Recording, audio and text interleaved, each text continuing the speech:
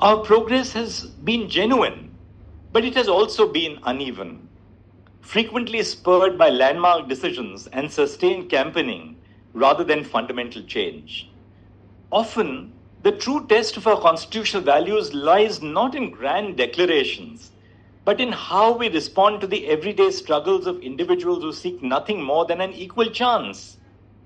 In the case of Om Rathod versus the Director General of Health Services in 2024, a young applicant who was successful at the NEET exam, but with over 80% mobility impairment, aspired to become a doctor.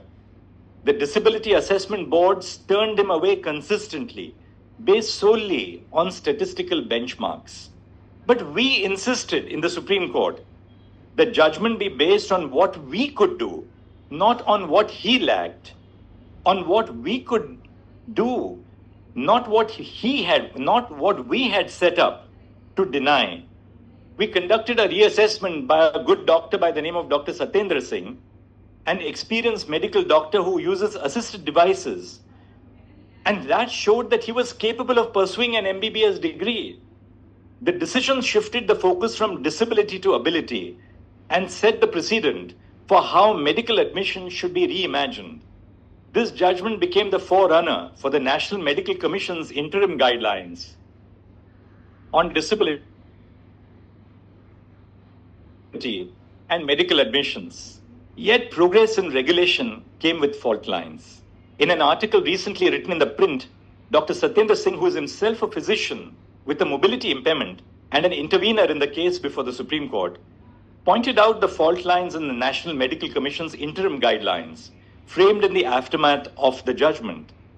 The guidelines, he explained, reduced the worth of a candidate to arbitrary physical tasks.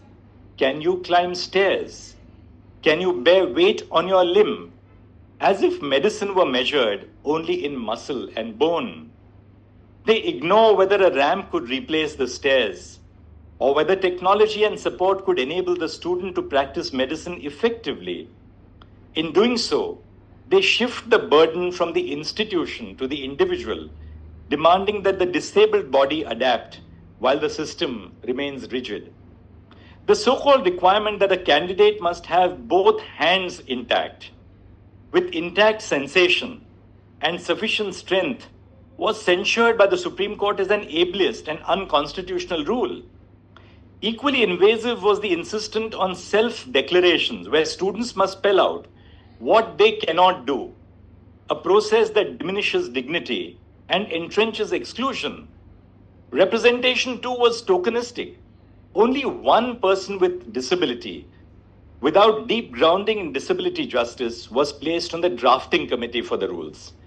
But despite repeated judicial directions to revise these norms within fixed timelines, the NMC has continued to delay, leaving institutions and candidates without clarity. These fault lines remind us that progress in the courtroom must be matched by sincerity in policy. Dr. Singh speaks not as a distant advocate, but as someone who has lived this reality.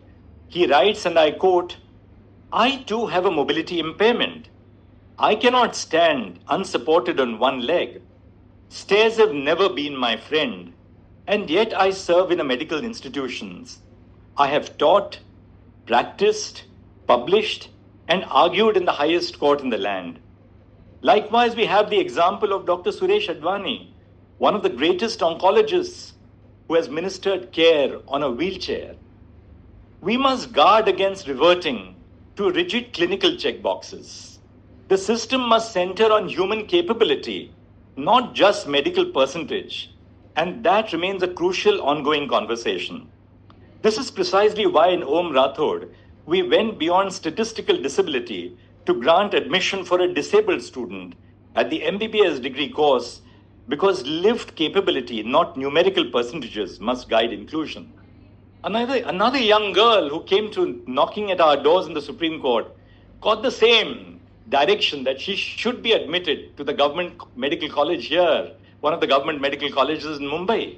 She was good enough to get admission to a government medical college, but was denied only because she didn't have full strength in both her hands. The Supreme Court intervened, The other day, a young lawyer who appeared for her came to me after my retirement and said, I just wanted to tell you that she's doing brilliantly in college.